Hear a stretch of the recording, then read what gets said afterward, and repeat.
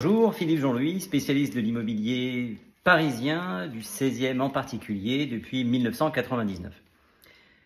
La revue de presse du jeudi 22 février 2024. Alors, on n'est jamais à l'abri d'une bonne ou d'une mauvaise surprise, je vous laisse juger.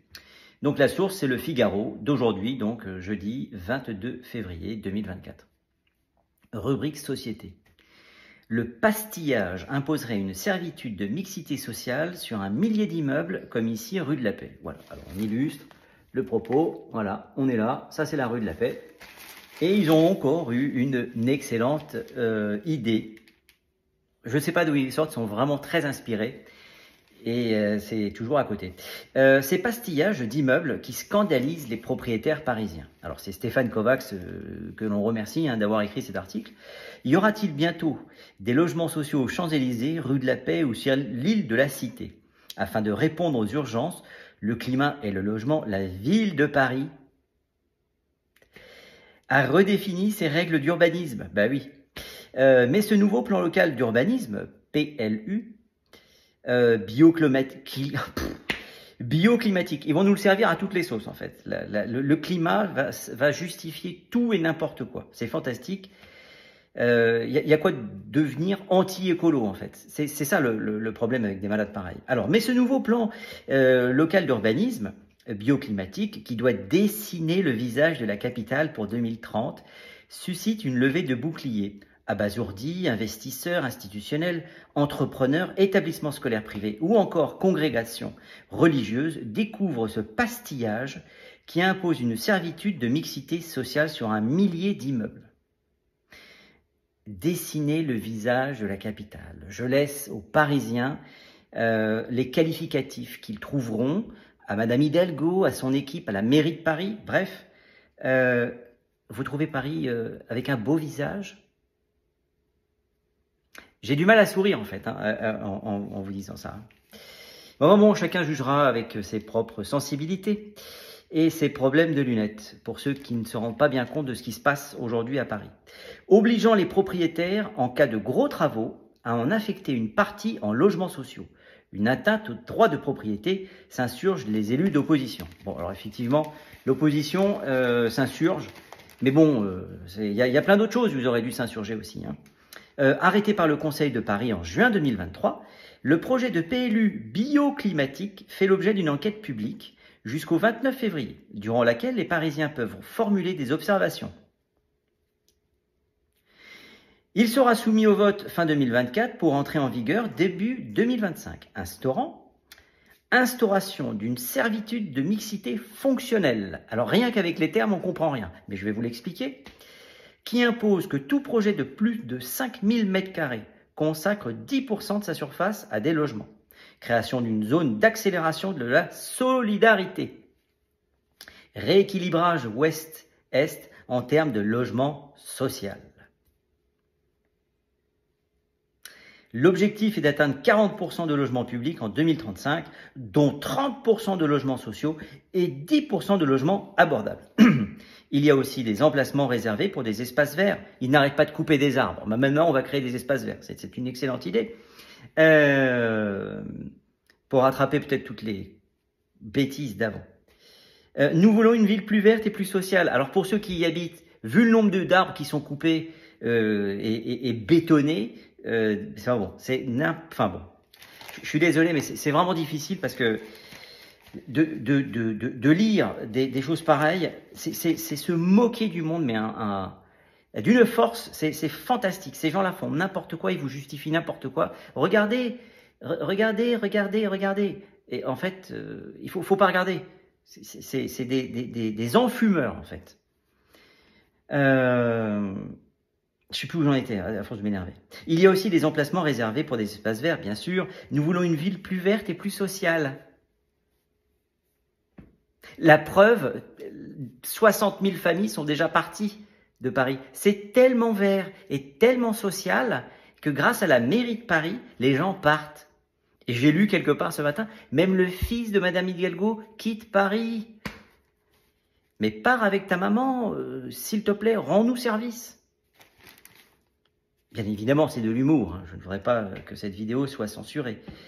L'objectif est d'atteindre 40% de logements publics en 2035, dont 30% de logements sociaux, 10% de logements abordables, les déplacements, etc. Alors, je suis désolé, je reviens. Alors, nous voulons une voie plus vite. Alors, qui le dit? Le cabinet du premier adjoint à la mairie de Paris en charge de l'urbanisme, Emmanuel Grégoire. Bravo Emmanuel Grégoire. Emmanuel Grégoire qui fait valoir que près de 70% des Parisiens sont éligibles au logement social. Pour ceux qui habitent à Paris, vous savez très bien comment ça marche. Hein.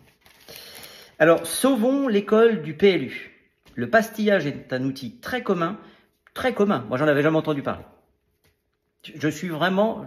Ça fait 25 ans que je fais de l'immobilier à Paris. Je n'ai jamais entendu parler de ce terme-là. Le pastillage est un outil très commun, souligne le cabinet du premier adjoint. On explique aux propriétaires des immeubles désignés qu'en cas de travaux nécessitant un permis de construire, comme une restructuration, une extension ou une surélévation, il faudra que le projet contienne par exemple des logements, des équipements culturels, dans un immeuble d'habitation. Une crèche ou un espace vert. Comment plus de 1000 immeubles ont-ils été choisis? J'en perds mon français. On a d'abord regardé dans lesquels il y avait une chance de transformation, explique le conseiller d'Emmanuel Grégoire. On a donc pris des bâtiments avec peu de copropriétaires d'une surface de plus de 1000 m², avec un potentiel de logement d'au moins 500 m². Une première liste ayant été arrêtée en septembre 2022, nous avons eu de nombreux retours de propriétaires qui nous ont démontré que ce n'était pas possible, poursuit-il. C'est des magiciens, c'est des apprentis magiciens.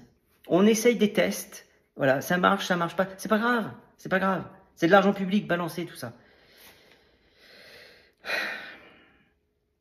Alors, la liste a été réduite de 157 emplacements, mais 150 autres ont été rajoutés. Aujourd'hui, nous sommes dans l'ultime phase et nous avons de nouvelles remontées que nous accueillons avec bienfaisance. La bienfaisance, je pense sincèrement, c'est mon avis, hein, ça n'engage que moi, c'est cause toujours. Ils l'ont démontré sur des projets dans le 16e arrondissement, c'est cause toujours. Des acronymes en pagaille, une multitude de chiffres, des milliers de pages. Le PLU est tellement long et technique qu'on a l'impression que tout est fait pour qu'il soit très peu accessible et compréhensible. Cyrite Catherine Lécuyer, conseillère d'hiver droite du 8e arrondissement. Ce pastillage paraît surréaliste, je suis d'accord. C'est une forme d'expropriation. Il est vrai que le nouvel adjoint au logement est communiste, comme le précédent. Dans mon arrondissement, où on est passé de 7 parcelles dans l'ancien PLU à 97 aujourd'hui. Et bien peu de propriétaires sont au courant.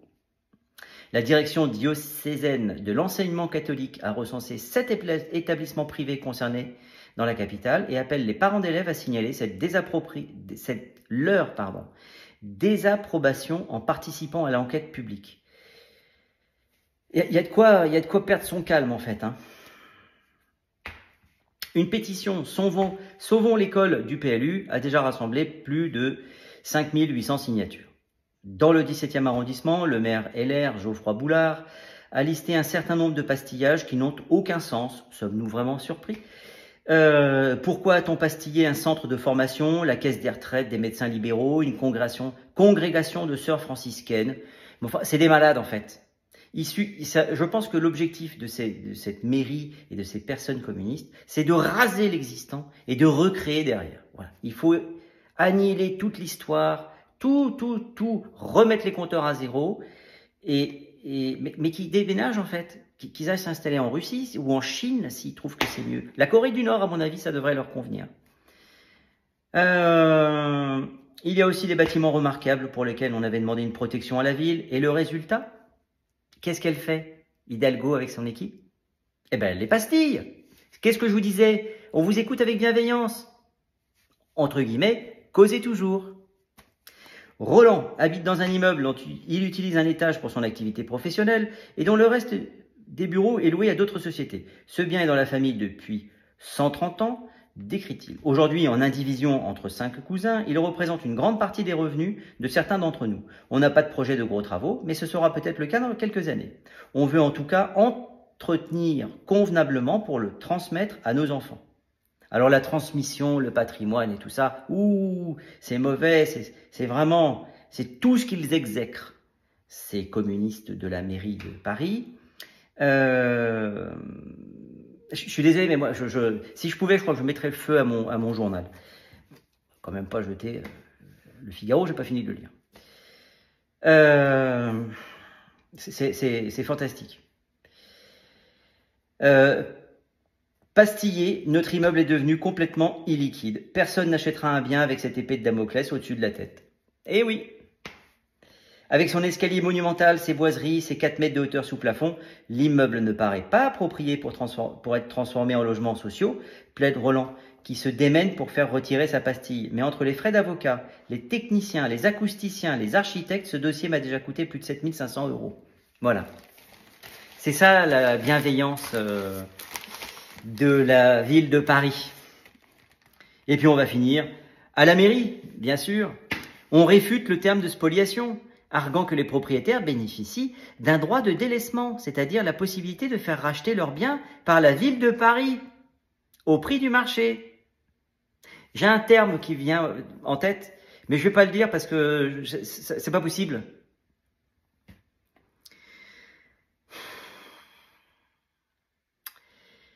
Et si la ville ne se porte pas acquéreur, la pastille tombe. Quand on sait que Madame Hidalgo a surpayé le double de sa valeur un immeuble rue de Passy pour y faire un HLM, je vous laisse aller faire vos recherches, et qu'on dit que si la ville de Paris, on abandonnera, mais ils n'ont pas d'argent, ils achètent quand même, et puis ils se débrouillent pour retirer de l'argent. Enfin bon, il faut vite que ça se termine parce que je pense que je suis au bout de l'apoplexie là. Mais comment la mairie s'imagine-t-elle payer avec sa dette exorbitante? Je n'avais pas... Voilà, interroge l'opposition. Un coup de baguette magique, pop! Il y a des magiciens à Tahiti, et quand on va là-bas, et qu'on se fait payer son billet, et les frais annexes, ils font des incantations, et il y a des millions d'euros qui tombent dans un bureau apparemment spécifique à la mairie de Paris. Si avec ça, la vidéo explose pas, enfin bon, si vous arrivez à voir cette vidéo, et que tout le monde ne lit pas les infos, partagez-la. Avec toujours plus de préemptions ruineuses, toujours plus de conventionnements stériles, de logements existants, toujours plus de densification dégradant le cadre de vie, fustige Catherine Lécuyer, la politique municipale a déjà provoqué la fuite de 125 000 habitants en à peine 10 ans. Bravo à toute l'équipe de la mairie de Paris, bravo Madame Hidalgo. Comment il s'appelle l'autre là? Emmanuel Grégoire, bravo. Et le dernier, parce que je voudrais pas oublier, parce que quand même, où est-ce qu'il est, notre communiste? Écoutez, je ne sais plus. C'est pas bien grave. Ça, voilà ce que j'en fais. Partagez cette vidéo. Si des revues de presse comme ça vous intéressent, il y en aura d'autres. Abonnez-vous, c'est par là. Partagez la vidéo parce que les gens qui sont directement concernés ne disent pas « Oh bah alors si j'avais su, oh là là si j'avais su ». Non, vous le savez maintenant. Allez, je vous souhaite quand même une excellente journée et je vous dis à très vite.